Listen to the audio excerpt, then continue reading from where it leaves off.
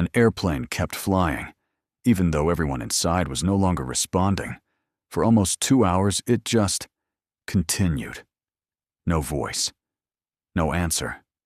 No explanation. Air traffic controllers called again and again. Nothing came back. Not a word. Why wasn't the plane answering? Why did fighter jets get scrambled to chase it? And why did nobody inside react to any of it? By the time anyone understood what was happening, there was almost nothing left to do. August 14th, 2005. Larnaca, Cyprus. A short, familiar route. Larnaca to Athens, then on to Prague. Helios Airways Flight 522. 115 passengers, 6 crew. Mostly Cypriot families, many heading home from holiday. A normal Sunday morning flight. Nothing about it stood out. The captain, German, experienced, contracted in for the season. The first officer, Cypriot, younger, still building hours toward command. Nothing about this flight looked unusual. The night before, the aircraft had undergone a routine pressurization check.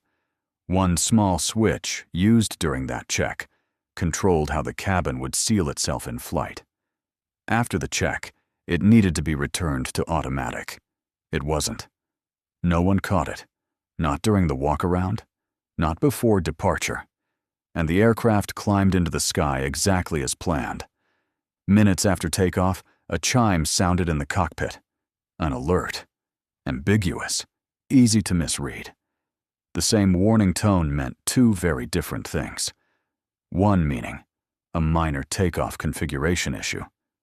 The other, the cabin was no longer pressurizing. The crew radioed the ground, described the symptoms exactly as they understood them. Maintenance walked them through troubleshooting steps. Every answer pointed toward the wrong system. Precious minutes ticked by, spent chasing the wrong explanation. Outside, nothing seemed urgent. Inside, the aircraft kept climbing. At altitude, the air thins fast. Without pressurization, the body has minutes, sometimes less.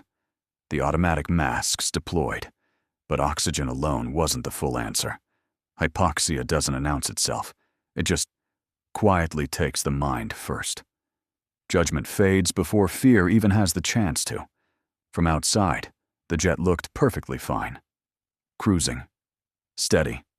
On course. But inside, awareness was slipping away, row by row. One crew member, trained for emergencies like this, fought to reach the front. He'd grabbed portable oxygen. He knew exactly what was happening. He never made it in time. On the ground, controllers noticed the plane wasn't answering. Call after call. No reply. Minutes stretched into an hour. Still nothing. Protocol demanded a response. Fighter jets were scrambled. 2 F-16s closed in to intercept. What the pilots saw, they didn't expect. The captain's seat. Empty. The first officer, unconscious, still in his seat. No one waved. No one looked back. The aircraft simply kept flying its programmed path. Below the cockpit, in the cabin, most had already lost consciousness. The autopilot held its course exactly as told. It flew toward Athens, then circled, waiting for instructions that would never come, and the fuel kept burning down. Eventually, it ran out. First one engine, then the other. The flight attendant who had reached the cockpit took the controls in its final moments. He had a pilot's license. Not enough training for this. At 9:03 a.m., the aircraft went down near Grammatiko, Greece, just outside Athens, far from anywhere it was ever meant to land. All 121 people on board were lost. The investigation took months. The cause traced back to a single switch, left in the wrong position after maintenance, never confirmed before takeoff. A missed verification, a misread warning, a crew running out of time to understand what their instruments meant.